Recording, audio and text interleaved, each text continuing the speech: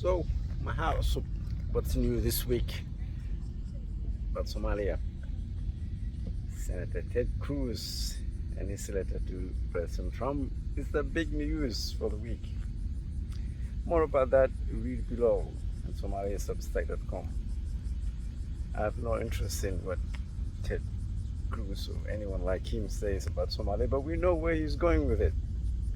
And that's why I will reflect on that and write and share my ideas with you. Yokosuka. Beautiful place, but it's too hot even early in the morning. So back to Somalia issues. I will also comment on the paper produced by the Heritage Institute. You know my thoughts on all NGOs and NGO related and what they write, but this one was interesting, and hence my comments on that. So, back to my discussion about Somalia. This week, I'm in Japan for, as I wrote earlier, 3 or 4 reasons, but the main one is really paying respect to my folks and my friends in Japan about the war and the surrender. No, we can't use that word. But the theme and the reason I want to discuss that issue about the surrender is the idea that says if you lose, you have to admit losing is not in itself the problem, or failing. It's how quick you get up. And that's the lesson we can learn from Japan. In the war, they lost, surrendered, humiliated, they moved on. And that is this week's theme. How do you accept defeat in grace? And hence, our problem in Somalia.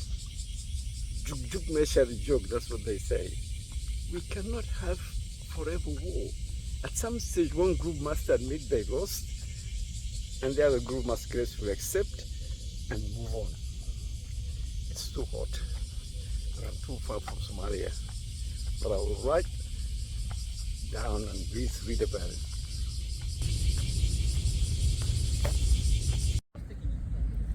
So, week 34 of 2025, lot to cover, and I will share with you in written format as well.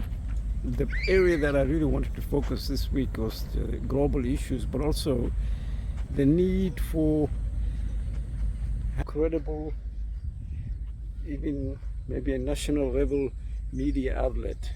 They seem to be all relying on social media, even including the government officials, ambassadors, you name it. Everyone is TikToking and tweeting or whatever. But there is a need for credible media outlet. Hence, a plug here for the GESCA, who are doing an amazing job. If you don't know, Google the GESCA. I'll also write about them here. So, a hot day at Hiroshima. At Yokosuka. I like the Japanese names. So I'll stop here, and please read, and your comments, as always, are welcome.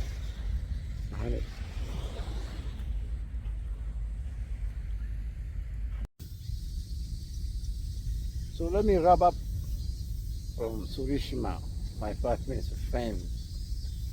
Last week it was from very cold Melbourne, and now it's extremely hot weather in Hiroshima and all over Japan. From a distance you can see Yokohama, and this side Yokosuka. And what I tried to cover this week were basically issues from global perspective, the news we're hearing from the US and part of Somalia, the study done by the Heritage, which I commented upon, the plug I made for GESCA, which seems to be a very credible media outlet for the Somalis, and I would encourage you to subscribe and listen to. And I will also write a little bit about other activities I'm attending while I'm in Japan over the next 2 weeks.